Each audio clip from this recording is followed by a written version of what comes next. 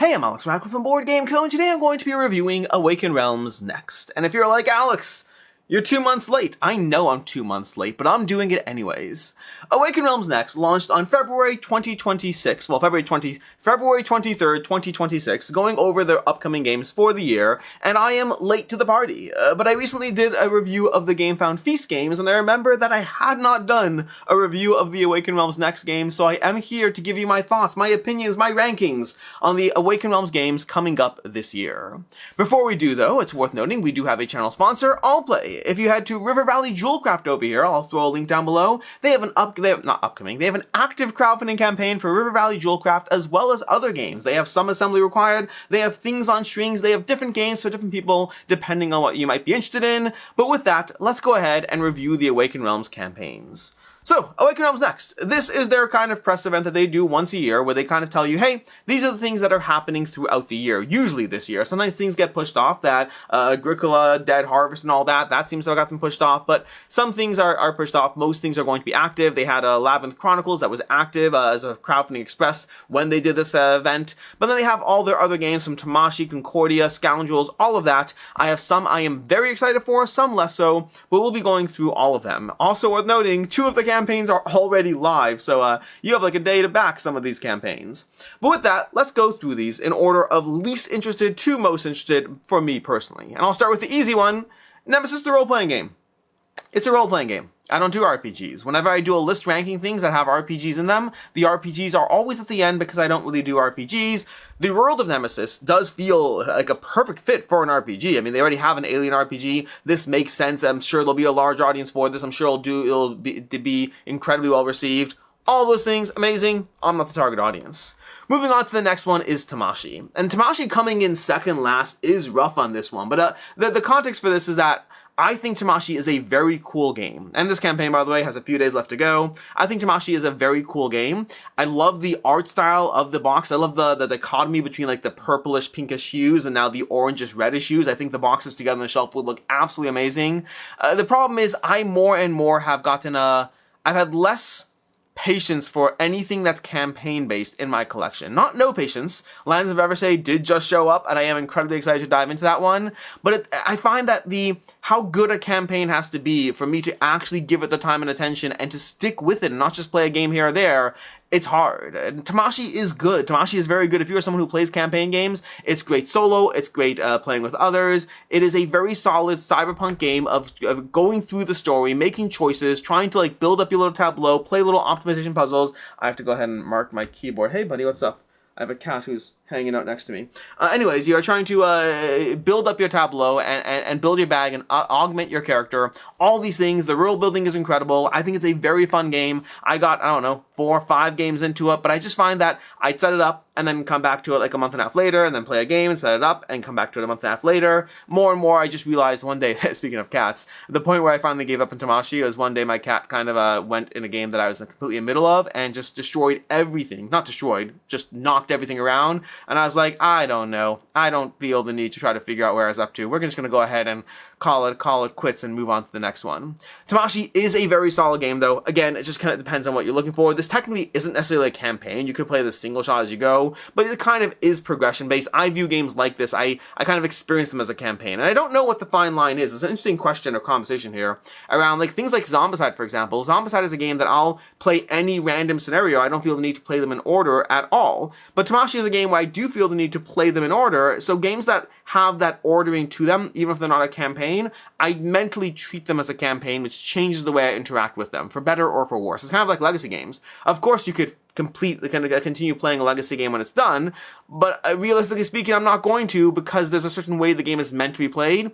Games that have a procedural order of missions where you are sort of supposed to go through them in order, I kind of view them as campaign, even if they're not campaign. Anyways, Tamashii, it's a great game. It's kind of a shame that this is coming in second last. Granted, there's only like 6 campaigns over here, and most of them are bangers. But definitely check this one out if you're interested in this, either thematically wise or mechanically wise. It is a very solid game. From there, we have 20 Strong, Nemesis, Tainted Grail, and Etherfields.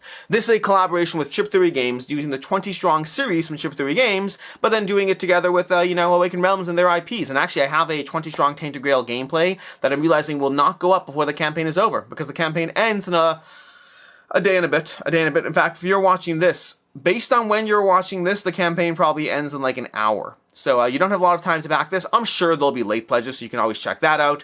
But this basically takes those 3 Awaken Realms titles, which I do think are interesting choices. I kind of wish they had done ISS Vanguard. That could have been a lot of fun. Even that over Aetherfields. But they have, I mean, Nemesis makes sense, obviously. Tainted Grail is a strong Awaken Realms IP in general. Aetherfields does feel like an interesting choice over ISS Vanguard. But either way, 20 strong. 20 strong. It takes I'd love to see 20 strong Castles of Burgundy. That would be interesting. If they could kind of tie in the Ravensburger collaboration together with the Awaken Realms collaboration and do a 20 strong Castles of Burgundy, I would love that. This makes me want to design 20 strong Castles of Burgundy. I might do this. I don't even know what that would look like. There must be a way to make a Euro game with the kind of presentation that you're doing a conflict game with dice. I don't know how that would work or if it would work, but it kind of is something I would love to do. I don't know if I actually will, but it'd be a fun side project. Anyways, 20 strong. 20 strong is a great game system. I'm a big fan of the 20 strong games in general. I will say this is the problem with doing things out of order.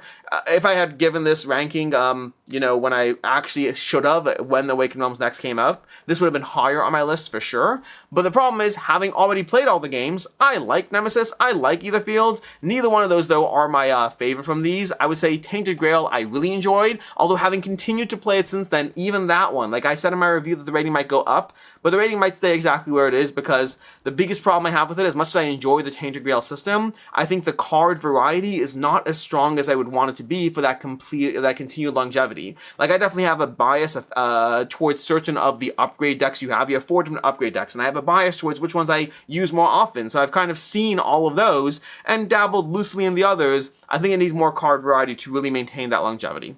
Either way, this series of 20 strong games, as good as it is, I think other 20 strong games are better as far as a full series. Again, Tainted Grail does stand out for me.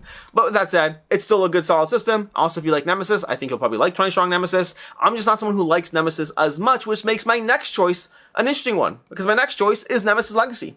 Nemesis Legacy is my next choice over here in terms of one that I am both very excited for and very hesitant on.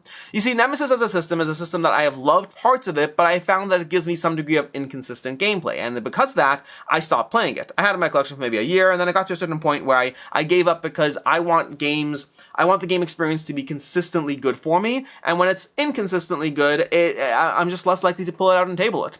And that's what happened with Nemesis in general, Nemesis by itself, because some games were incredible, some games were thematic beyond belief. Some of the best storytelling moments I've had in games have happened from Nemesis, but then also sometimes it's just less fun as an experience, I think, because of the nature of the hidden goals and the way you're interacting with others. It's the semi-cooperative aspect as well. It's really good sometimes, less so other times. But Nemesis Legacy is giving you a first ever full campaign system in the Nemesis universe. And as much as I told you I don't like campaign games, I do love legacy games. And the distinction is small. One of the distinctions is how much you actually have to play the game, like how short a legacy game is relative to a campaign game. But also that permanent altering of a thing makes it so much better for me than a campaign game on its own. And yes, I know the Nemesis Legacy has like resettable stuff, so it's not necessarily permanently altering, but the idea that you're constantly changing the game as you go as opposed to simply leveling up your character. Campaign games usually are more just about leveling up your character. So as an example, using Tamashii didn't introduce like a ton of new mechanics as you went. It was more about your progression throughout the system. Legacy games generally, or at least my favorite legacy games, usually have unlocks. They have things happening. You land on the alien ship and you have to deal with a bunch of larvae. Boom, suddenly before you know it, there's all these big aliens that are invading the ship. You have to deal with those. And now before you know that, you now know how to crawl through vents. It constantly chooses rules and layers and things that make the game experience better. And I'm here for things that make the game experience better, things that round it out, things that feel like you're layering pieces of a puzzle on top of each other as the puzzle constantly expands and gets bigger, giving you better and better enjoyment as you go through it. So I'm excited for Nemesis Legacy. The biggest thing for me is it's designed by Rob Daviau. Rob Daviau, involved in a bunch of the better Legacy games, involved in Ticket to Ride, involved in Cthulhu Death May Die, the Pandemic Legacies, and most recently Fate of the Fellowship. No, that's Matt Leacock. Never mind, that's not Rob Daviau. That's Matt Leacock.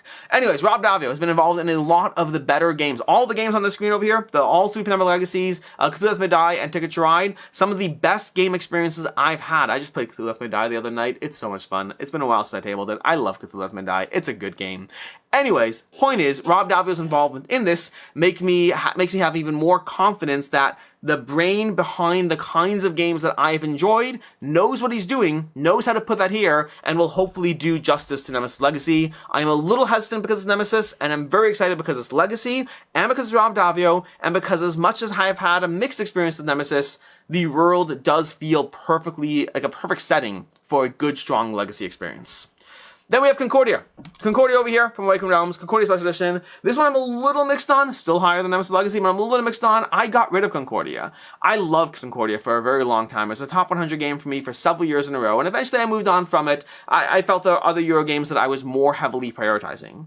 But I'd be darned if I didn't. This is every excuse to go back to it. Keep in mind, Castle of Burgundy, that I love, got better with Castle of Burgundy Special Edition. Puerto Rico, which I didn't really care for, is a better game with the Special Edition. The table presence makes for a better experience. So sue me. You know, like, listen, I have kind of moved on from big box games to a large extent, but sometimes deluxification and bling is still 100% worth it. And in the case of Puerto Rico, it is a better game on your table. Going to the original, I tried playing the original Puerto Rico after Special Edition to be like, oh, maybe I just like Puerto Rico now. No, I don't like Puerto Rico now. I like Puerto Rico Special Edition now. I'm sure there's a good game behind it. Just the table presence and the presentation and the art does not do it for me on the original. Castle of Burgundy, I always criticized, but it was still good enough. Anyways. Agricola, I don't have an opinion there because Agricola is a game that I'm not quite as convinced that I need to get it just because Awaken Realms did it. But I am certainly willing to give it a try and see if I have more love for Agricola now there's a deluxe edition once that comes out. But in the case of Concordia, that's an easy win for me. I think Concordia is a great game. The table presence is going to be top notch. I am very excited for it. I am perfectly prepared to play it and say, you know what, it doesn't move the needle for me. I'm perfectly prepared. Sometimes that happens. But Puerto Rico has made me believe that sometimes a good enough game does become better when there's deluxification attached to it. And then, realistically, the main reason I did this video is because I can't tell if I'm excited or upset because of Scoundrels from Awaken Realms. See, here's the problem with Scoundrels. It looks amazing. I love the art style, the color palette, the purple, the purplish pinkish with the golden hue. I love the color palette. I love the theme and settings. You are thieves. In the world of Lands of Evershade, I love Lands of Evershade. Everything here calls to me. The problem with it is it's based on the mechanics of Stalker. It's based on the mechanical system of Stalker, and if you're like, wait, I thought you liked Stalker, that's the problem. I do like Stalker. Scoundrels will almost certainly completely replace Stalker for me, assuming they do it justice. Assuming they manage to deliver Stalker with this theme in this world, I will get rid of Stalker in a heartbeat, which is annoying. It's genuinely annoying, because Stalker is an incredible game. It's an 8.6 on Board Game Geek. I think it's one of the better stealth systems out there. There's so many ways, not only because of the stealth on its own. The stealth on its own is better systems, but the combination of mechanics, the stealth, the storytelling, the campaign games being manageable length, the single shot experiences you can have, the decision point as far as where and how you shoot people, even in the headshot mechanics, they did a great job with that. The multiple ways you can approach each mission, they really did a great job in this game. I think they did a phenomenal job with Stalker, really worth picking up or checking out if you haven't. The tricky part about this is the theme of Stalker I couldn't care less about. I'm not here for the theme of Stalker. Stalker as a theme does not appeal to me. I don't care for it at all. And we have Scoundrels over here, which looks so much better to me. So, to me, Stalker is a game that I've played maybe 3 times since I've gotten it. Like, it's a good game. I think it's a great game, but I also play a lot of games, and I'm always juggling, things I have to play for content, things I want to play for game night. Stalker is not a game I've been able to table a lot since I've gotten it, and Scoundrels is going to replace it before I get 10 plays in. I will try to play Stalker a bit more before Scoundrels arrives, because I do want to do that. Because that's the good news I have. The good news I have is Scoundrels as a prototype might show up later this year. Scoundrels as a final game, I probably have a year and a half till I have Scoundrels in my hand, so I have a year and a half more to enjoy Stalker. But you know that aspect in crowdfunding where you back a game, you're excited for it, and before you know it, a second edition has arrived, and you haven't even played the first edition, which technically, yes, is your fault, but also you're like, but I don't know what it is. Like, when it comes to video games, it's different. If I download Call of Duty, I'm playing it today. If I buy Call of Duty, which I'm not anymore, but I used to, once upon a time when I bought Call of Duty video games, I would buy the game, play it the same day, because of course I'm going to play it the same day. Board games aren't like that. Board games, we often buy them because we'll get to it eventually. When we're done with these campaign games and done with that, we'll get to the board game. And board games are not like video games. Technology doesn't age out in the same way, so board games are forever. And they are until the second edition and the improved version and the 2.0 comes out, or in the case of Scoundrels, the re-theme that just looks better, feels better, set in a universe I actually care about, isn't just a bunch of guns, which granted I do like the headshot mechanic, and the headshot mechanic I feel would be different with like bows and arrows. It's not the same with a crossbow. Like headshot, it's not the same. So some elements I am curious to see how they're going to do that. But overall, Scoundrels excites me as much as it frustrates me because it's going to take one of the better games in my collection that I truly adore and almost certainly replace it when it shows up. So that's it.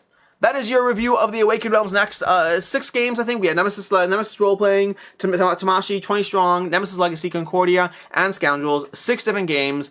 Varying degrees of excitement for me. Tamashii, I think, is very cool. Not for me, because I moved on for Tamashii. 20 Strong, still excited about Integral. Overall, like other 20 Strong's better. Nemesis Legacy, excited for despite myself, because, again, not despite myself, but excited for, but uncertain, I should say. Then Concordia, excited for, but uncertain. And Scoundrels, very excited for, and a little bit of angst around Stalker and what I do with that.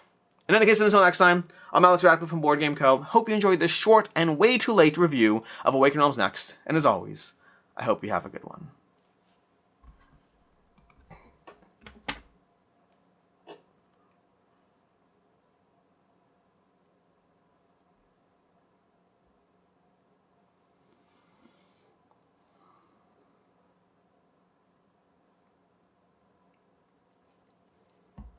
Did you know that not all construction work is equally enjoyable?